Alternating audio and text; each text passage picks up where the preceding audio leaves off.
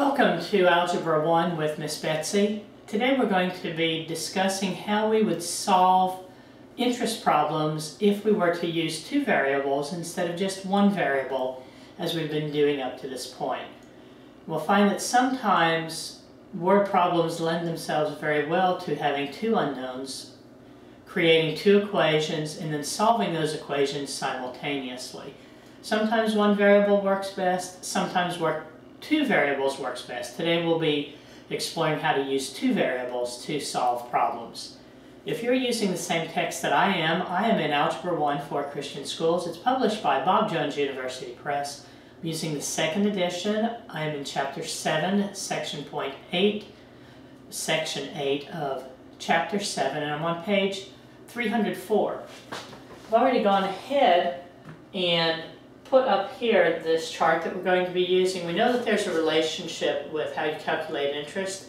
We know that interest that you earn on an amount of money that is invested is the amount of money that you've invested, which we call the principal, multiplied by the rate, which is the percentage of interest that you earn, multiplied by the time in years that you have invested that money for. You multiply those three together and you end up with the interest that you earn for the given period of time.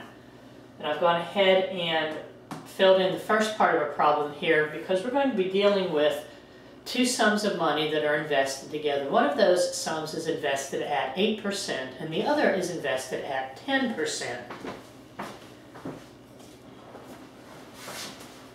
See, we have a particularly obnoxious shadow this morning. Don't know if I can make this help or not. Okay, on our problem, this is on page 305, and it says, Dan has $25,000 that he wants to invest. Some of it at 8% and some of it at 10% interest.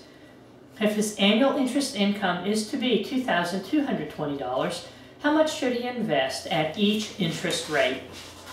So this problem lends itself very well to using two variables. We could say, first off, let x equal the amount invested at 8%. The amount invested at 8%, and then we would also have y be the amount invested at 10%.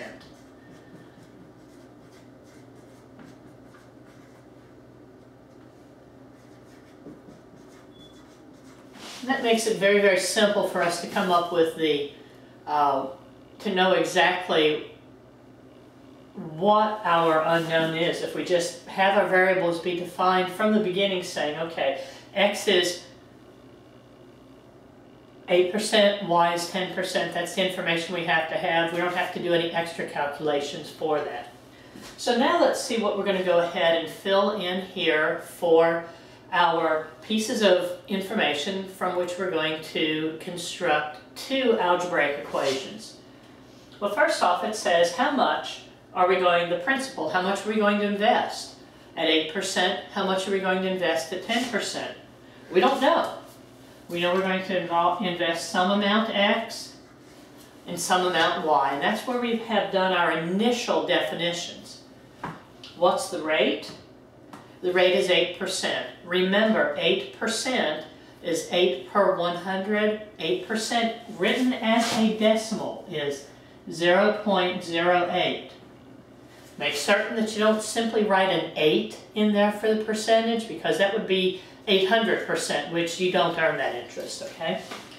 10% then would be 0.10. 10 hundredths or 10%, 8 hundredths or 8%. And how long is this money going to be invested? Let's look back in our book. It says, if his annual interest income is to be $2,220. What is annual? Yes, annual is 1 year, so they're going to invest it for 1 year. Remember, our time is always expressed in years. 1 year is 1. 6 months is 6 months out of 12 months, or half a year. 3 months is 1/4 of a year, or 0.25 for our time. Make certain that you understand that your time is given in years. Multiply principal times rate times time, and that gives us the amount of interest that is going to be earned at 8% and the amount of interest that is earned at 10%. 0.08 times x, 0.10y.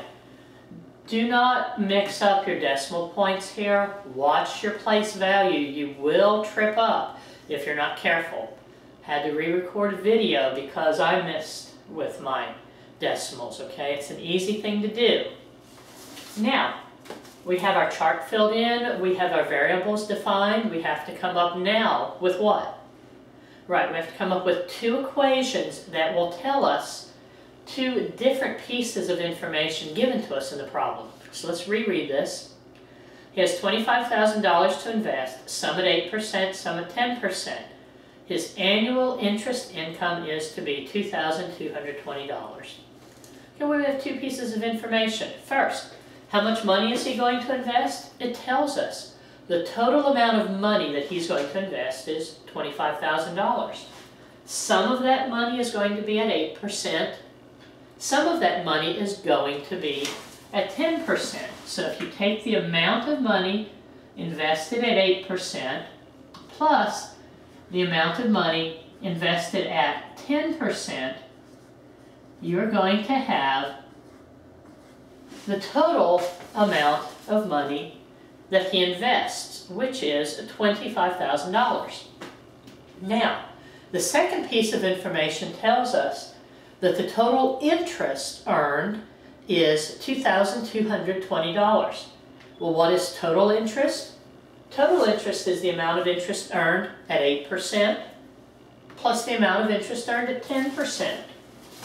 So that would be 0.08x, which is the interest earned at 8%, plus 0.10y, which is the amount of interest earned at 10%, and that's going to equal our total amount of interest, which is $2,200.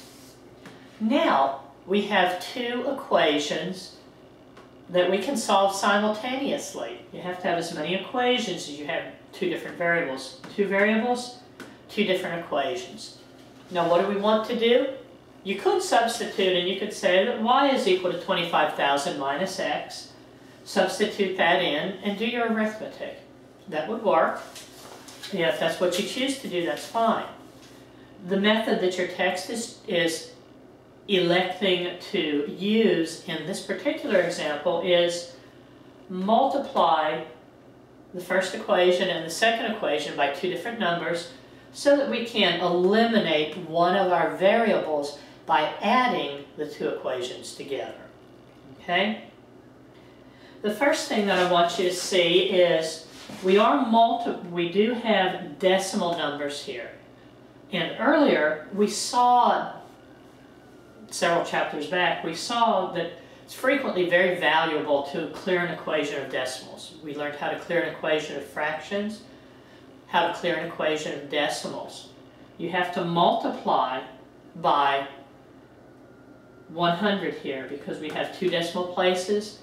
We want to multiply by whatever factor of 10 we need to multiply by to eliminate any decimal numbers. In other words, so that we have simply whole numbers. So what are we going to have to multiply this first equation by? And I'm going to write this a little bit differently. If we multiply by 100, it's going to eliminate the decimal points. In order to keep an equation in balance, you can do anything to it, but you have to perform the same operation on both sides of the equation in order for it to remain in balance. I'm just going to go ahead and bracket the entire equation, and I'm just indicating right there that I'm going to multiply that whole equation by 100. Now, when I do that, 100 times 0.08, I'm going to have 8x. 100 times 0.10, I'm going to have 10x. I've got 8x and x. 10x and 10y and 1y.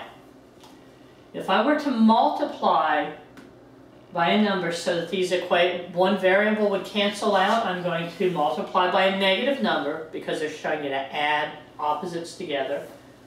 If I have 8x down here, I'm going to multiply by an 8 to eliminate the x's. If I multiply by -8, I'm going to multiply by a -10 if I want to eliminate the y's. I'm going to choose to multiply the equation through by a -10 because it's easier to multiply by a power of 10. Now I'm going to write now what the new equations are going to be. -10 multiplied through this equation, I have -10x minus 10y is equal to -250,000. If I take 100 times this second equation, I have 8x plus 10y is equal to 220000. 220,000. If you're showing your work, you can show that you multiply both the left-hand and right-hand side of the equation by -10, the left and right-hand side of the second equation by 100. Now, we have two equations that we're going to simply add these equations together to solve them simultaneously. -10x plus 8x, -2x. -10y plus 10y, the y's go away. -250,000 and -200 and positive 220,000. I knew I had a problem there. 220,000. I'm thinking if I went back to that original problem, said that the amount of interest that he earned was $2,220. So I'm going to make this one little correction here. $2,220. And then we multiply that by 100. $222,000 when we multiply that equation by 100. You add -250,000 plus 222,000, you end up with a -28,000. Okay? Thinking, how can you have -$28,000? You can't. Well, of course you can't. You divide both sides of that equation by a -2, and you have x is equal to $14,000. Are we finished?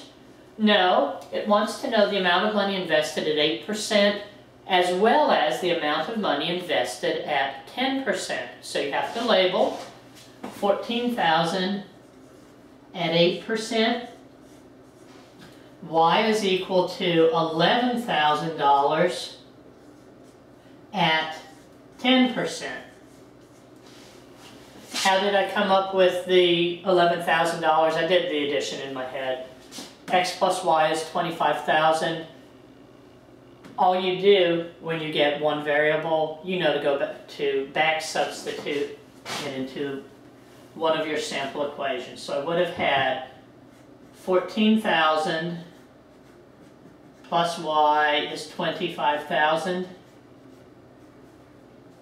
Y is equal to 25,000 minus 14,000 for Y is equal to 11,000. What's our solution to this problem? The guy had $25,000. He invested 14,000 of it at 8%. He invested the remaining $11,000 at 10%. That gave him an annual interest income of $2,220. It's the end of example 1, the end of part 1 of 3 for our interest videos.